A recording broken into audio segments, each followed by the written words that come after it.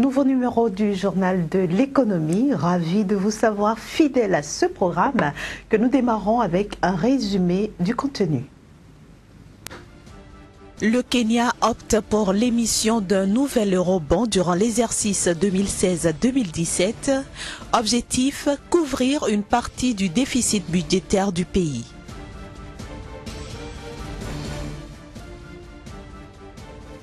Découverte en Tanzanie d'un énorme gisement d'hélium, il est estimé à 4,5 milliards de dollars.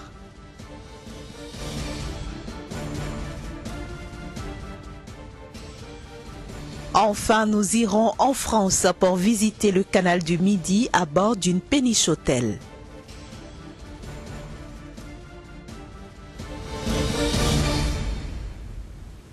Bienvenue à toutes et à tous. Afin de couvrir une partie de son déficit budgétaire, le Kenya entend émettre un eurobond durant l'exercice fiscal 2016-2017. Le taux de cet eurobond, non encore précisé, devrait être plus intéressant que ceux pratiqués par d'autres économies africaines qui dépendent des exportations de pétrole. Il faut dire que le Kenya, qui est la première économie d'Afrique de l'Est, a déjà émis un premier eurobond en 2014 et levé un montant total de 2,75 milliards de dollars. Le livre d'ordre de cet eurobond, dont le taux a été fixé à 6,875%, avait atteint 8,8 milliards de dollars, un montant record en Afrique. La Banque centrale de Tanzanie table sur une croissance économique de 7,4% en 2017 contre un taux estimé à 7,2% en 2016. Ce léger accroissement serait induit par les bonnes performances attendues, notamment dans les secteurs des BTP, des communications et de la finance. La Banque centrale de Tanzanie entend par ailleurs garder l'inflation autour de 5% à moyen terme, tout en veillant à ce que le niveau de liquidité soit conforme aux exigences de diverses activités économiques pratiquées dans le pays. Et puis je le disais en titre, des experts et une entreprise norvégienne ont annoncé mardi avoir découvert en Tanzanie un énorme gisement d'hélium. L'hélium qui est un gaz rare, essentiel dans la recherche scientifique, mais qui est aussi utilisé pour la recherche aérospatiale et pour gonfler les ballons lors des fêtes. Le gisement découvert est estimé à 4,5 milliards de dollars. Les chercheurs évaluent à 54 milliards de mètres cubes le volume de la réserve d'hélium découverte dans ce pays. Une quantité qui pourrait suffire pour satisfaire la demande mondiale. Découvert dans la vallée du Rift, l'hélium peut répondre pendant 7 ans à la demande mondiale. Il est un élément chimique utilisé dans plusieurs domaines, notamment l'imagerie médicale, l'industrie électronique ou encore l'industrie nucléaire. En 2010, le prix Nobel américain de physique Robert Richardson avait souligné que les réserves pourraient s'épuiser d'ici à 2035. Les États-Unis sont le principal fournisseur d'hélium. La réserve d'Amarillo, près de Texas, représente 35% de la production mondiale. Selon les données de l'Institut américain de géophysique, le mètre cube d'hélium se vendait entre 3 et 7 dollars en 2015, ce qui valoriserait le gisement découvert en Tanzanie à au moins 4,5 milliards de dollars. La chute des cours du pétrole qui ébranle le Nigeria se fait durement ressentie au sein de la population. Cette dernière dénonce à juste titre les conditions de vie de plus en plus difficiles. Suivons ici quelques habitants du pays. À compte-gouttes, tout s'écroule. Nous connaissons la flambée des prix. À titre d'exemple, quand le carburant connaît une hausse, ça agit directement sur le transport. Au jour le jour, les choses se compliquent. On ne condamne pas Buhari, mais le poids lui revient de prendre certaines mesures pour redresser et amoindrir les souffrances des Nigérians. Nous sommes déçus. On nous a promis le changement. Constat, rien de tout ça. L'heure est critique. On se disait première puissance économique de l'Afrique. Rien de tout ça. Faites un tour dans les grandes villes du pays Les jeunes et les femmes, c'est la désolation. Moi, je viens du delta du Niger. C'est vrai, cette zone est en proie à la violence la plus extrême. Les jeunes sont dans la plus grande consternation. Mon activité ici, je suis conducteur de taxi. Et avec quel salaire à la fin de la journée? Pour penser ma blessure, à la fin de la journée, on se retrouve avec des amis dans une buvette, autour d'une bière. Ainsi va la vie chez nous. Et pour boucler la première partie de ce journal de l'économie, allons à la découverte du canal du Midi en France, un canal qui chaque année attire de nombreux touristes étrangers. L'originalité ici, c'est que la visite se fait à bord d'une péniche hôtel. Embarquement immédiat pour une croisière historique. Nous sommes sur le canal du Midi, une œuvre unique au monde qui relie l'océan Atlantique à la mer Méditerranée. Créé au XVIIe siècle, il célèbre cette année ses 350 ans. Le capitaine de la péniche, Savannah, est déjà à la manœuvre.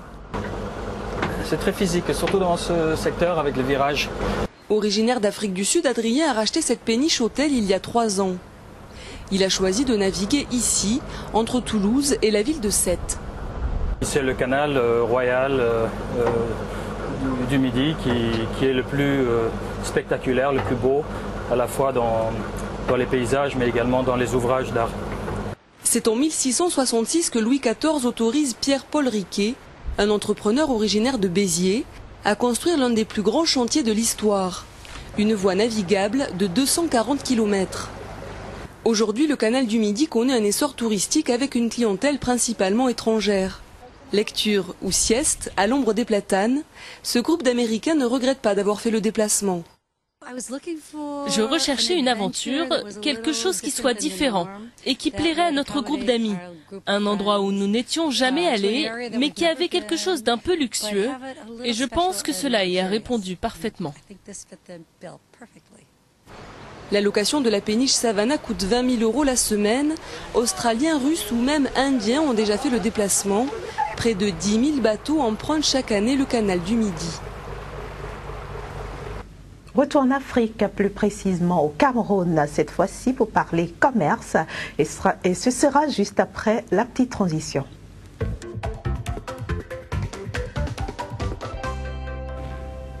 Une transition qui nous permet d'accueillir Kazmir Pedjo, notre chroniqueur.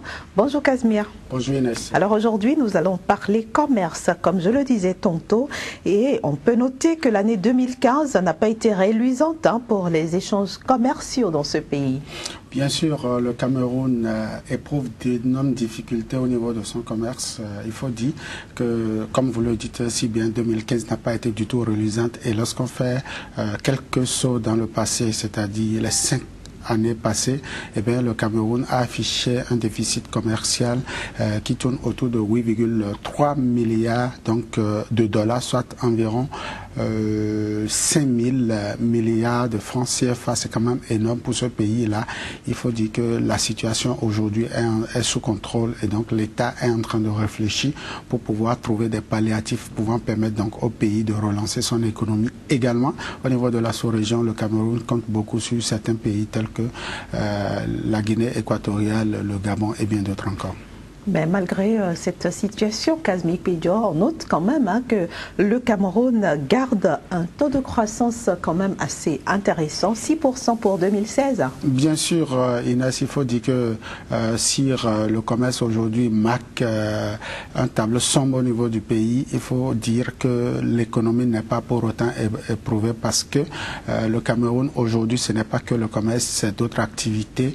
Et au niveau du commerce, ce n'est pas que les raisons du pétrole, les réseaux donc exogènes qui influent sur l'activité économique. Le Cameroun aujourd'hui arrive à équilibrer donc son économie avec le secteur tertiaire, notamment les télécommunications et également un secteur secondaire qui de plus en plus est en marche avec les industries telles que les industries de ciment du richissime nigérian Dangote et bien d'autres encore. Aujourd'hui, le Cameroun affiche quand même une bonne performance en termes de budget, donc avec une croissance du PIB qui s'affiche pour l'année 2016 autour de 6% contre 5,6 pour 2015, c'est quand même des notes qui encouragent davantage le pays à davantage bosser dur pour quand même faire face à cette problématique-là qui vient de l'extérieur, notamment la chute du brut du pétrole qui aujourd'hui affecte les économies, surtout ces économies qui vivent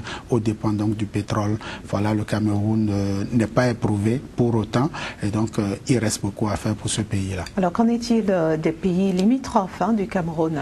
Alors il faut dire que dans la zone centrafricaine, en dehors du Cameroun, il y a la Centrafrique qui vit difficilement également, mais en dehors de ces deux pays-là, on note quand même une belle performance, surtout au niveau des commerces, des échanges. Il faut dire que le commerce au niveau du Congo, par exemple, a affiché un excédent budgétaire de 565,7 milliards donc, de dollars. Et au niveau du Gabon, on affiche 2,3 milliards donc de dollars et la palme d'or est détenue ici par la Guinée équatoriale qui affiche quand même un excédent budgétaire au niveau du commerce bien évidemment de l'ordre de 5,8 milliards de dollars. C'est quand même une très bonne information pour la zone parce que lorsqu'un pays tel que le Cameroun qui détient, qui est la locomotive donc de l'économie au niveau de la région arrive donc à avoir des difficultés et que les autres pays satellites autour donc de ce pays-là arrivent à tenir la locomotive, c'est que forcément ensemble ils pourront faire face aux chocs exogènes, mais également faire face aux défis nouvelles qui s'imposent à eux, tels que donner un mieux-être à la population, donner un mieux-être donc au développement économique. Alors Kazmi Pédian, un mot sur les perspectives économiques du Cameroun pour finir? En tout cas, ce n'est pas un pays où ça dort beaucoup, même si ce pays est frappé par des crises soit sanitaire, par exemple, il y a la grippe aviaire qui est en train de menacer donc l'élevage là-bas. On a aussi Boko Haram. On a Boko Haram et on a également la politique qui vient s'en mêler. Il faut dire que le Cameroun affiche quand même de très belles perspectives, surtout au niveau des infrastructures où aujourd'hui le pays travaille pour renforcer ces infrastructures, pour également installer des industries pouvant permettre aujourd'hui de transformer l'agriculture. Et il faut dire que c'est un pays qui travaille beaucoup pour la sécurité alimentaire. Donc le Cameroun, d'ici 5 ans, c'est un pays où il fera mieux vivre, en tout cas, que par le passé. Et donc les 5 prochaines années s'annoncent beaucoup plus prolifiques que les 5 dernières. Et le Cameroun s'en sortira certainement de cette crise-là. En tout cas, c'est tout le mal que nous pouvons souhaiter à ce pays. Merci beaucoup, Kazmi Pédian, et à bientôt. Avec le même plaisir. Chers amis téléspectateurs, vous l'avez compris, nous sommes à la fin de ce numéro du Journal de l'économie. On se retrouve demain pour un autre numéro.